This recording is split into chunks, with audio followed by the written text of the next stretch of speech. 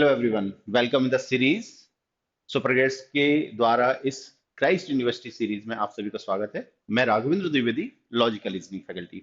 आज इस सीरीज में हम लोग लॉजिकल रीजनिंग के क्वेश्चंस देखने वाले हैं और कहीं ना कहीं आप इन क्वेश्चंस को समझ के इनसे फायदा उठा के आप अपने क्राइस्ट यूनिवर्सिटी 2024 में बीबीए के लिए जो पेपर होने वाला है उसमें इससे बेनिफिट दे सकते हैं। Even this is important for BCom as well. So start करते हैं और समझते हैं इसके क्वेश्चंस को। सबसे पहले कोडिंग डिकोडिंग का क्वेश्चन आपके सामने है। एच की वैल्यू अगर 11 है, देन नाउ की वैल्यू 171826 है, देन हमें पिकेट की वैल्यू पता करनी है, क्या होगी। तो यहां पर देखिएगा एच की वैल्यू एक्चुअली प्लेस वैल्यू जो होती है दैट इज 8। 8 से 11 में इन्होंने +3 किया हुआ है।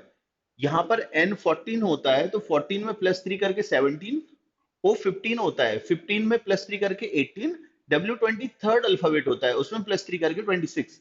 तो हर एक अल्फाबेट की प्लेस वैल्यू में +3 कर दिया है। तो इस हिसाब से P जो है 16th अल्फाबेट होता है, तो 16 में +3 करने से 19 मिलेगा। मतलब स्टार्टिंग 19 से होगी कहीं ना कहीं, या तो ऑप्शन बी या तो ऑप्शन डी, इन दोनों में से कोई एक होना चाहिए। नेक्स्ट हम देखते हैं कि यहाँ पे आई जो है वो 9th अल्फाबेट होता है, 9 + 3 12 होता है ना। तो यहाँ पे 12 लिखा है लेकिन यहाँ 13 है, तो ये हो जाएगा रॉन्ग और ये हो जाएगा राइट। बाकी ये 20 से स्टार्ट हो रहे थे, ये ऑलरेडी रॉन्ग थे। Answer is option B. Video को लाइक और सब्सक्राइब चैनल को कर देना और आगे अपने फ्रेंड के साथ शेयर भी कर देना, सो दैट उन सभी को भी इन क्वेश्चंस का फायदा मिले। वीडियो को लाइक जरूर करना। Select the option that is related to third group. मतलब कहने का ये क्या है, ये एक एनालॉजी का क्वेश्चन है। अब एनालॉजी में होता क्या है, यहाँ पे फर्स्ट पेयर और सेकंड इनका रिलेशन ढूंढना है हमें। जो भी रिलेशन निकलेगा एग्जैक्टली इस पे अप्लाई कर देना है, दैट्स इट, है ना। चेक करते हैं अल्फाबेट्स में क्या हो रहा है। आपने देखा है सी और X, these are opposite letters of each other. अब किसी को अगर ये नहीं पता कि अपोजिट लेटर क्या होते हैं, तो उसके लिए मैं हिंट बता देता हूं। ये लेटर्स आप याद रख लेना, ABCDEFGHIJKLM। ए से लेके एम तक ये 13 लेटर हो गए, और एम के जस्ट बाद कुछ ऐसे लिख दो, एम के जस्ट नीचे लिख दो एन को। तो एम एन आपस में अपोजिट हो जाएगा, एन के बाद ओ, ओ एल का अपोजिट हो जाएगा, ओ के बाद पी, पी के का अपोजिट हो जाएगा। तो ऐसे करके आप लिख दो लास्ट तक।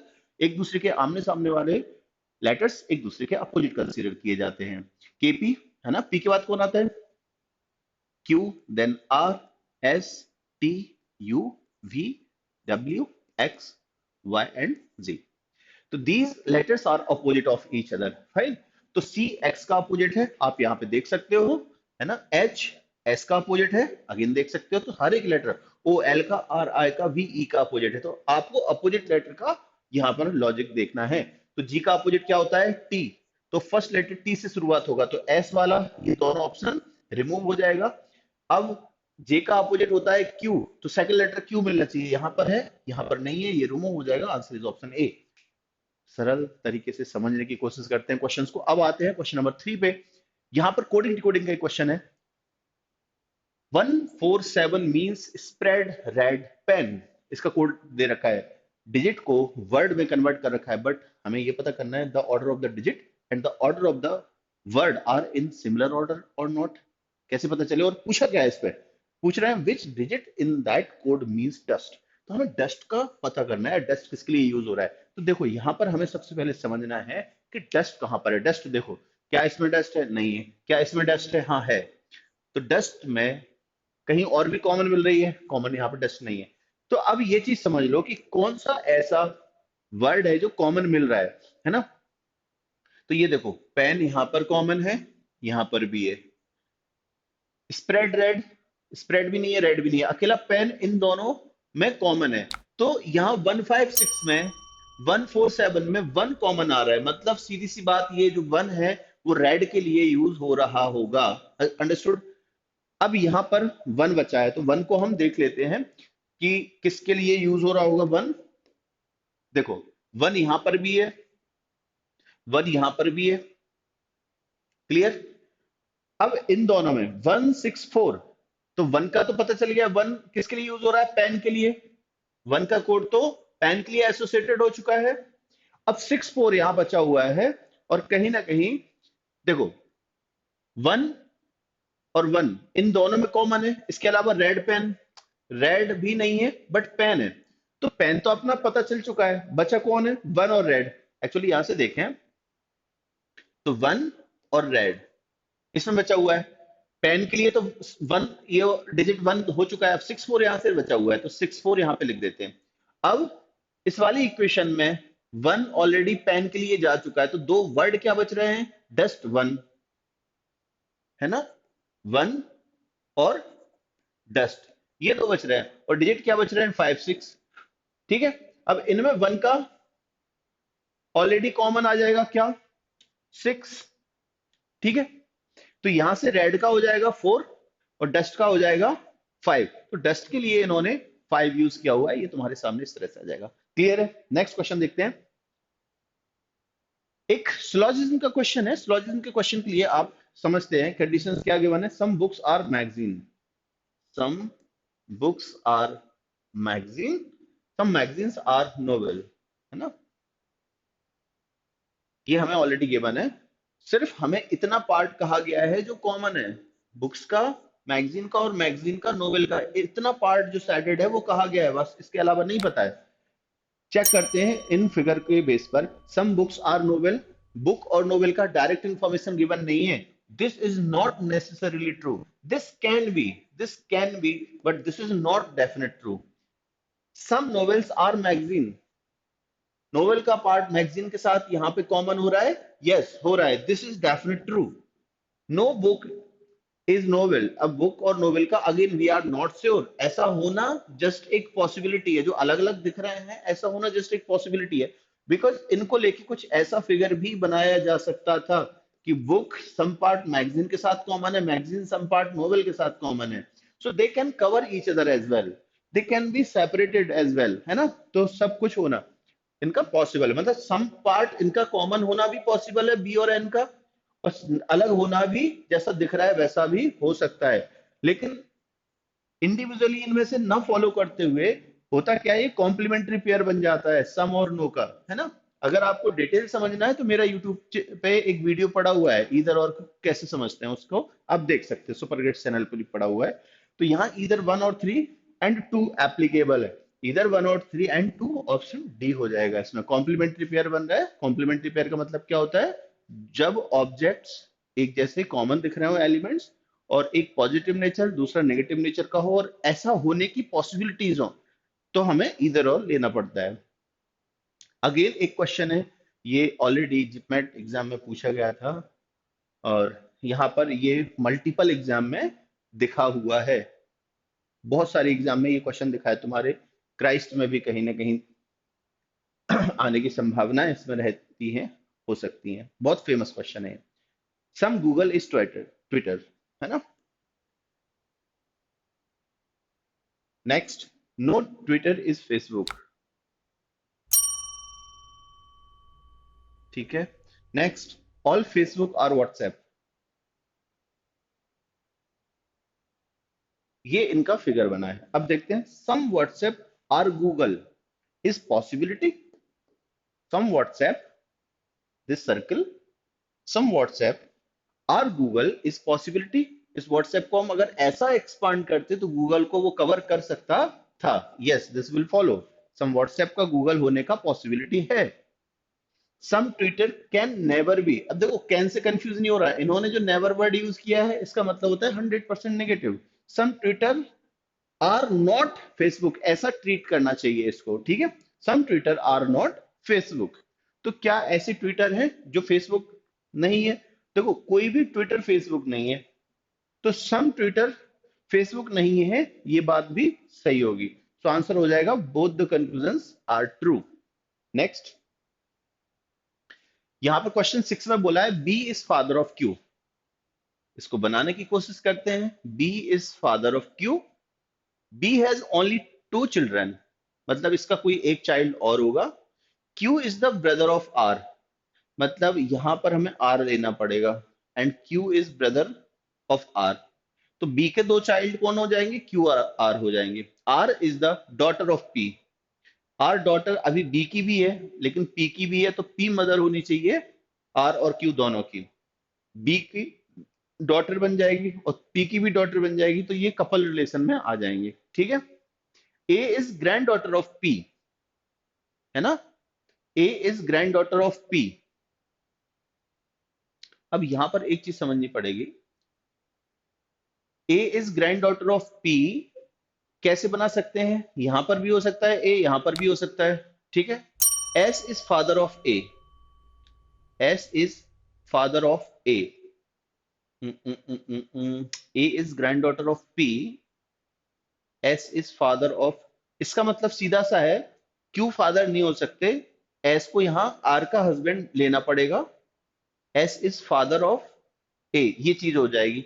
और क्या लिखा है, A is granddaughter of P, P के डॉटर की डॉटर ए बन जाएगी, तो पी की ग्रैंड डॉटर ए हो जाएगी, और एस ए के फादर है, मतलब आर के हस्बैंड है, ये पूरा फैमिली ट्री बन जाएगा। How is S related to Q, Q की सिस्टर का हस्बैंड है, मतलब ब्रदर इन लॉ यहां पे कंसीडर करना पड़ेगा। Is that clear? Next question देखते हैं। This is a seating arrangement, जिसको हम सॉल्व करने की कोशिश करेंगे। समझते हैं क्या इसमें डेटा दिया हुआ है। P Q R S T U V W, ये कितने लोग हो रहे हैं, 8 person sitting in a circle facing towards the centre, है ना। तो बेसिक सा अरेंजमेंट हम बना लेते हैं, 8 पर्सन का यहाँ पर अरेंजमेंट, सेंटर देख रहे हैं सभी लोग।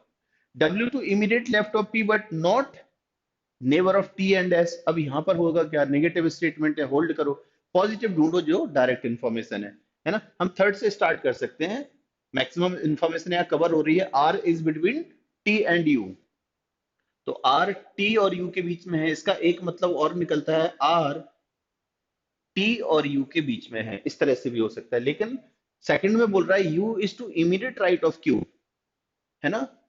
यू क्यू के इमीडिएट राइट है, जब इस वाले केस में देखा तो आर के इमीडिएट राइट है, मतलब ये वाला रॉन्ग हो जाएगा। U is to immediate right of Q, U यहां पर है, मतलब क्यू यहां पर होना चाहिए, और क्यू का इमीडिएट राइट यू हो जाएगा। तो यू किसके बाद है, क्यू के राइट में है, तो हम क्यू को यहाँ पे कंसीडर कर लें, क्यू सेंटर कर रहा है, क्यू के इमीडिएट राइट कौन है, यू। फिर यू के बाद कौन है, आर, आर के बाद टी, यू के बाद आर, आर के बाद टी, तो आर टी और यू के बीच में है, ये वाली बात भी सेटिस्फाई हो रही है। अब बोल रहे हैं W is to immediate left of P but is not neighbour of T and S.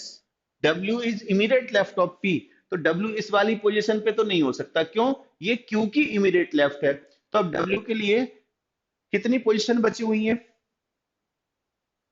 अच्छा, एक चीज और यहां से समझना पड़ेगा अपन को कि U is to immediate right of Q, ये हो चुका था, and V is neighbour of T, V को हमें यहां रखना पड़ेगा, V is neighbour of T, ये चीज हो चुकी है। अब बचा था कि W is to immediate left of P but is not neighbour of T and S। W P का इमीडिएट लेफ्ट है, मतलब W या तो यहां हो सकता है या तो यहां हो सकता है, एक बार यहां करके देख लो। अगर W यहां होता है तो बचा कौन कौन है, P यहां पे आ जाएगा, और कौन बच रहा है अपना, S बच रहा है ना, S बच रहा है ना, तो S यहाँ पे आ जाएगा। सो एक तो ये अरेंजमेंट बन सकता था, लेकिन दिक्कत क्या हो रही है, इन्होंने मना कर रखा है W is to immediate left of P but not the neighbour of T and S। W T और S दोनों के पास में नहीं आएगा, इस केस में W T का नेबर हो रहा है, जो कि पॉसिबल नहीं है, मतलब हम यहाँ पे W नहीं रख सकते। अब W यहाँ पे होगा नहीं, यहाँ पे रख नहीं सकते, तो एक ही पोजीशन बची हुई है ना, तो इसको हटाना पड़ेगा। W हमें इस वाली पोजीशन पर रखना पड़ेगा, तो P को यहां रखना पड़ेगा, क्योंकि P का इमीडिएट लेफ्ट आ रहा है W, और बचा हुआ S यहाँ पे आ जाएगा। तो ये कंडीशन भी सेटिस्फाई कर रही है कि W कहीं ना कहीं अलग है ना। अब देखो क्वेश्चन मार्क कर लेते हैं, पोजीशन ऑफ V, आप देखोगे कि third to right of U आएगा, है ना, U के राइट में थर्ड पोजीशन आ रहा है, तो ये ऑप्शन सी में करेक्ट हो जाएगा, चेक करिएगा। What is the position of S, S का पोजीशन एक्चुअली देखो, कंपेयर करो चारों ऑप्शन को, डी ऑप्शन दिखेगा to immediate left of Q, S जो है क्यू सेंटर देख रहा है, क्यू के इमीडिएट लेफ्ट एस आ रहा है, and this is the correct answer. Next, which one of the following statement is true. अगर आप चारों ऑप्शन को देखोगे तो बी ऑप्शन आपको वैलिड मिलेगा, V is between W and T, V W और टी के बीच में है, ये ऑप्शन बी में आपको दिख रहा है। यहां पे क्लियर हुआ आप सभी को।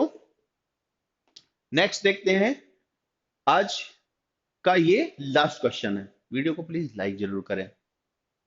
A3T D7R, इन सब में होता क्या है, अल्फा न्यूमेरिक सीरीज है।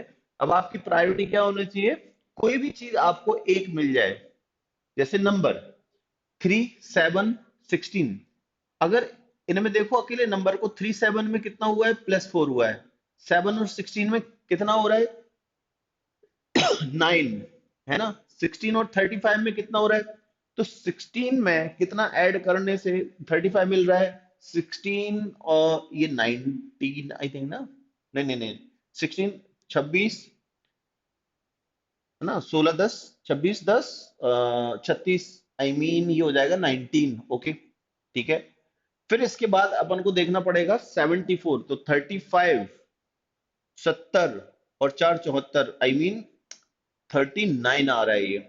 अब एग्जैक्टली यहाँ पे क्या मिलना चाहिए, उसके लिए हम क्या करेंगे, इनको ऑब्जर्व कर लेते हैं, ये हो क्या रहा है एग्जैक्टली, है ना।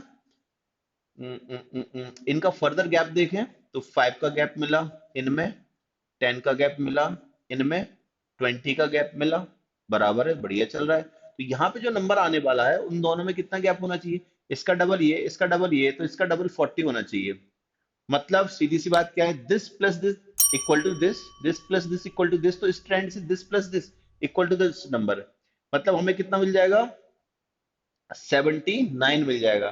तो 79 और 74 दोनों को ऐड करके यहाँ पे नंबर मिल जाएगा, जो 3 एलिमेंट मिलने वाले हैं उसमें मिडिल में जो नंबर आएगा वो इन दोनों का सम आएगा, 9 4 13, 3 1 कैरी, 7 7 14 1 15, 153 आ रहा है। तो 153 सिर्फ ऑप्शन सी में है, इसके अलावा रिपीट नहीं हुआ, तो इसी बेस पर आप इसको टिक कर सकते हो, no need to check alphabets, right. So I hope this is clear to all. इस चैनल पे बने रहिएगा, वीडियो को लाइक, चैनल को सब्सक्राइब और शेयर करते रहना। Take care, bye bye.